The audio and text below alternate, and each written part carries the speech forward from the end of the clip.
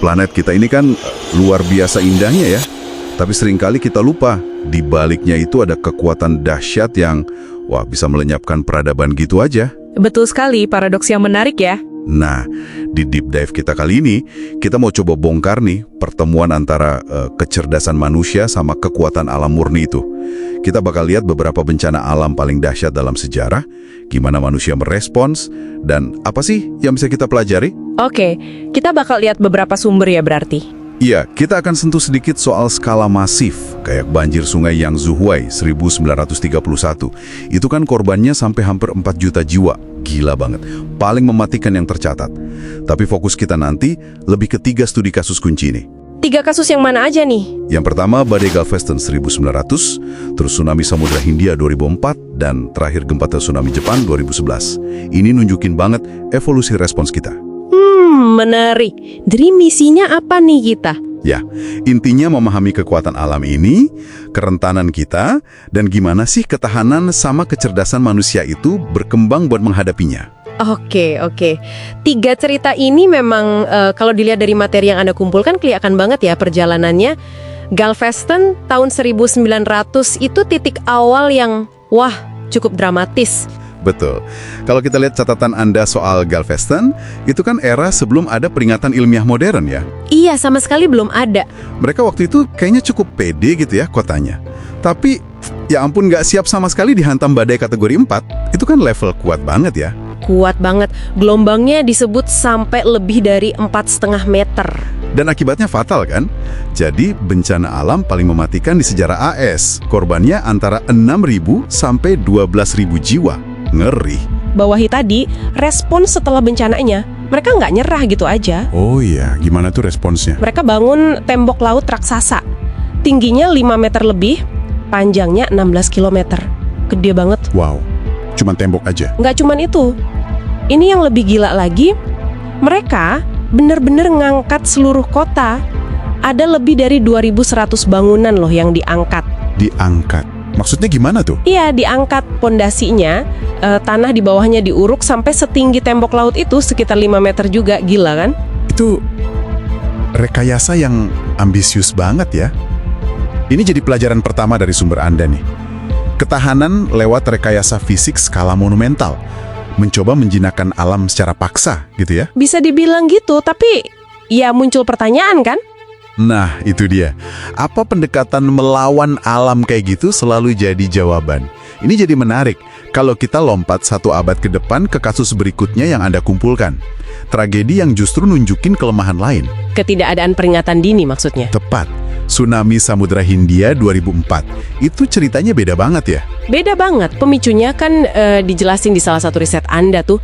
Gempa dahsyat 9.2 di zona subduksi lepas pantai Sumatera. Oh iya, zona subduksi itu yang lempeng tektoniknya saling menekan itu kan? Betul. Lempeng Hindia nyusup ke bawah lempeng Burma. Terus dasar lautnya keangkat, mindahin volume air yang luar biasa banyak. Nah, itu awal mulanya tsunami raksasa itu. Dan dampaknya, waduh, global ya, nggak cuma Indonesia. Iya, sampai 228.000 jiwa di banyak negara.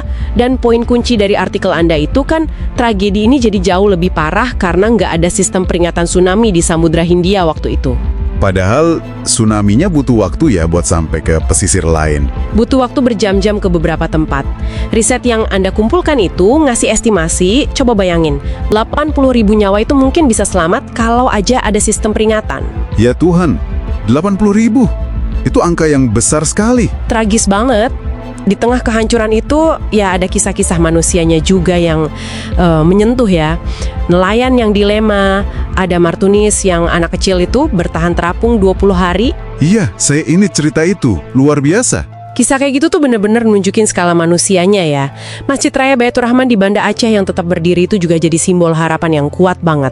Dan setelah itu ada perubahan besar kan? Iya, bencana ini memicu aksi global. Lahirlah kerangka aksi Hyogo, itu rencana PBB buat ngurangin risiko bencana. Terus juga pembangunan sistem peringatan dini tsunami, TWS, di berbagai samudra. Jadi ini pelajaran kedua. Antisipasi sama kolaborasi global itu ternyata lebih vital daripada sekedar tembok. Oke, jadi dari rekayasa fisik di Galveston, kita pindah ke pentingnya peringatan global pasca 2004. Nah, terus materi Anda bawa kita ke Jepang, 2011. Jepang 2011, gempa 9.1 terkuat dalam sejarah Jepang. Diikuti tsunami yang tingginya sampai 40 meter. Gila. Ini kan menguji negara yang bisa dibilang paling siap di dunia ya soal gempa dan tsunami. Nah, justru di sini kompleksitasnya kelihatan banget. Ada sisi positifnya, ada keajaiban Kamaisi itu. Oh, yang anak-anak sekolah selamat semua itu ya? Iya, ribuan siswa selamat karena pendidikan evakuasi dini yang bagus banget. Itu bukti pentingnya kesiapan individu pendidikan. Tapi, ironisnya, lebih dari 18.000 orang tetap meninggal. Dan salah satu catatan Anda akan menyoroti gimana sebagian korban itu mungkin terlalu percaya sama tembok laut yang tinggi. Menciptakan rasa aman palsu gitu ya istilahnya. Betul, rasa aman palsu. Malah di beberapa tempat, temboknya jadi penghalang evakuasi. Ini nunjukin dilema yang rumit banget. Bener juga, belum lagi ini jadi bencana termahal sepanjang sejarah kan? Sekitar 220 miliar dolar. Plus memicu krisis nuklir Fukushima pula. Lengkap banget tampaknya. Lengkap. Tapi di sisi lain, sistem peringatan tsunami Pasifik itu berfungsi baik loh. Bisa meminimalkan korban di negara-negara lain di lingkar Pasifik. Jadi pelajaran ketiga dari sumber Anda ini, kesiapsiagaan modern itu kompleks. Kompleks gimana maksudnya? Ya, infrastruktur canggih itu penting, tapi ternyata nggak cukup kalau nggak dibarengi kewaspadaan mental, pendidikan yang terus-menerus, dan pemahaman kalau alam itu selalu bisa ngasih kejutan. Oke, jadi kalau kita rangka ini ya, dari 3 cerita di sumber Anda. Galveston ngajarin kita bangun pertahanan fisik. Tsunami 2004 nyadarin kita pentingnya peringatan dini sama kerjasama global. Betul. Dan Jepang 2011 nunjukin, bahkan dengan persiapan terbaik pun, kewaspadaan individu dan pendidikan itu krusial banget. Nggak bisa cuma andalin teknologi. Evolusi hubungan kita sama alam kelihatan jelas banget ya di situ. Dan ini bukan cuma cerita sejarah masa lalu loh. Kenapa ini penting buat Anda yang dengerin? Ya karena kisah-kisah ini nekenin perlunya kita terus menghormati kekuatan alam. Terus berinvestasi di sains dan sistem peringatan juga ya. Pasti. Dan peran krusial pendidikan kesiapsiagaan di semua level. Plus, kekuatan ketahanan dan kolaborasi manusia itu sendiri.